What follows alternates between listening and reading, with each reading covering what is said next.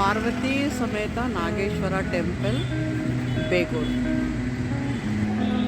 ನಾವೀಗ ನಾಗೇಶ್ವರ ದೇವಾಲಯದ ಒಳಗಡೆ ಪ್ರವೇಶ ಮಾಡ್ತಾ ಇದ್ದೀವಿ. ಇದು 1200 ವರ್ಷಗಳಷ್ಟು ಹಳೆಯದಾದಂತಹ ಒಂದು ದೇವಸ್ಥಾನ.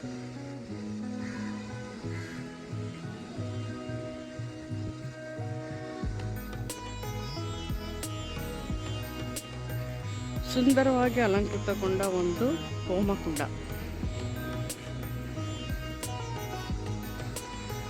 ಸಾವಿರದ 200 ವರ್ಷಗಳಷ್ಟು ಹಳೆಯದಾದಂತಹ ಒಂದು ದೇವಸ್ಥಾನ. ಬಹಳ ಸುಂದರವಾಗಿ ಇದನ್ನು ಕಾಪಾಡಿಕೊಂಡು ಬಂದಿದೆ. ಬಹಳ ಸುಂದರವಾದಂತಹ ಕೆತ್ತನೆಯ ಕೆಲಸಗಳು.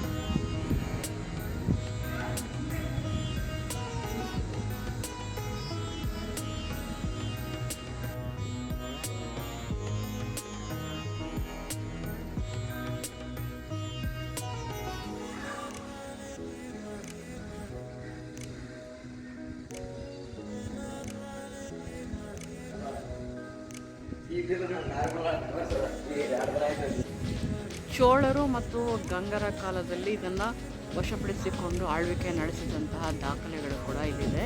ಇದು ಕಾಣ್ತಾ ಇರೋಂಥದ್ದು ಒಂದು ರಾಜಗೋಪುರದ ಒಂದು ವಿನ್ಯಾಸ. ಎದುರುಗಡೆ ಕಾಣ್ತಾ ಇರೋಂಥ ಗೋಪುರ ದೇವಸ್ಥಾನ. ಇಲ್ಲಿನ ಮುಖ್ಯ ದೇವರು ಶ್ರೀ ಶಿವ. ಮತ್ತು ಈ ದೇವಸ್ಥಾನದ ಆವರಣದಲ್ಲಿ 2 ದೇವಸ್ಥಾನಗಳಿದೆ. ನಾಗೇಶ್ವರ ದೇವಸ್ಥಾನ ಮತ್ತು ನಾಗೇಶ್ವರ ಸ್ವಾಮಿ ದೇವಸ್ಥಾನ. ಒಂದೇ ದೇವಾಲಯದ ಆವರಣದಲ್ಲಿ ಅನೇಕ ಚಿಕ್ಕ ಚಿಕ್ಕ ದೇವಸ್ಥಾನಗಳಿರುವುದು ಇಲ್ಲಿನ ಒಂದು ವಿಶೇಷ. ಇದು ಶನೇಶ್ವರ ಸ್ವಾಮಿ ದೇವಾಲಯ.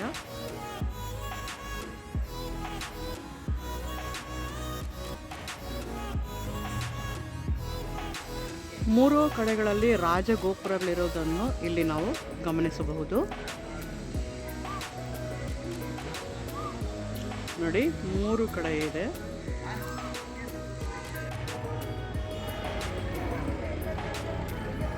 ಪಂಚಲಿಂಗೇಶ್ವರ ಸ್ವಾಮಿ ಸನ್ನಿಧಿ ಮತ್ತು ಪಾರ್ವತಿ ಸಮೇತ ನಾಗೇಶ್ವರ ಸ್ವಾಮಿ ಸನ್ನಿಧಿ. ಗಂಗರು ಮತ್ತು ಚೋಳರ ಕಾಲದಲ್ಲಿ ಅಭಿವೃದ್ಧಿಗೊಂಡಂತಹ ದೇವಾಲಯ. ಅಲ್ಲಿನ ಕೆಲವು ಇನ್ಸ್ಕ್ರಿಪ್ಷನ್ಸ್ ಅಂದರೆ ಬರಹಗಳು, ದಾಖಲೆಗಳನ್ನು ಇಲ್ಲಿ ನಾವು ಗಮನಿಸ್ಬೋದು. 1100 ವರ್ಷಗಳ ಹಿಂದೆಯೇ ಬೆಂಗಳೂರು ಎನ್ನುವ ಒಂದು ಹೆಸರು ಇಲ್ಲಿ ಬರೆದಿರೋದನ್ನು ನಾವು ಕಾಣಬಹುದು. ಮೊದಲ ಬಾರಿಗೆ ಬೆಂಗಳೂರಿನ ಒಂದು ಹೆಸರನ್ನು ಇಲ್ಲಿ ಇನ್ಸ್ಕ್ರಿಪ್ಷನ್ಸಲ್ಲಿ ನೋಡಬಹುದು. ಇಲ್ಲಿ ಕೆಲವು ಶಾಸನಗಳನ್ನು ಕೂಡ ಇಲ್ಲಿ ನಾವು ನೋಡ್ಬೋದು. ಅದರ ಒಂದು ತರ್ಜುಮೆಯನ್ನು ಇಲ್ಲಿ ಕಾಣಬಹುದು. ಈ ಕಲ್ಲಿನ ಮೇಲೆ ಆ ಶಾಸನಗಳನ್ನು ಇಲ್ಲಿ ಕೆತ್ತಿರುವುದನ್ನು ಕೂಡ ನಾವು ಇಲ್ಲಿ ಗಮನಿಸಬಹುದು. 1200 ವರ್ಷಗಳ ಹಿಂದೆ, ಅದಕ್ಕಿಂತ ಮೊದಲು ಇದನ್ನು ದೇವಸ್ಥಾನವನ್ನು ಕಟ್ಟಿದ್ದಾರೆ ಎನ್ನುವ ಒಂದು ದಾಖಲೆ ಸಹ ನಾವಿಲ್ಲಿ ನೋಡಬಹುದು.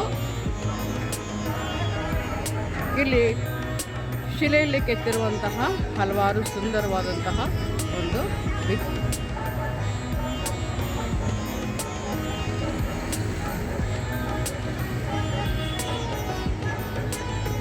ಇವೆಲ್ಲ ಕೂಡ ಈ ದೇವಾಲಯ ಎಷ್ಟು ಪುರಾತನ ಕಾಲಕ್ಕೆ ಸೇರಿದ್ದು ಅನ್ನುವ ಒಂದು ಮಾಹಿತಿ ನಮಗೆ ಇಲ್ಲಿ ಕಂಡುಬರುತ್ತೆ. ಇಲ್ಲೂ ಕೂಡ ಒಂದು ಶಾಸನವನ್ನು ಗಮನಿಸ್ಬೋದು. ಕಲ್ಲಿನ ಮೇಲೆ ಕೆತ್ತಿದ್ದಾರೆ. ಇದು ಚೋಳರ ಕಾಲದಲ್ಲಿ ಮತ್ತು ಗಂಗರ ಕಾಲದಲ್ಲಿ ನಿರ್ಮಾಣವಾದಂತಹ ಒಂದು ಶಾಸನ.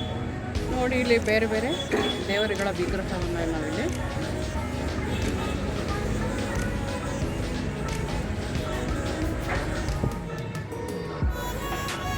ಶಿವ ಮತ್ತು ಪಾರ್ವತಿಯರ ಒಂದು ವಿಗ್ರಹ ಕೆತ್ತನೆ ಕೆಲಸ ಇಲ್ಲಿ ಕಾಣಬಹುದು.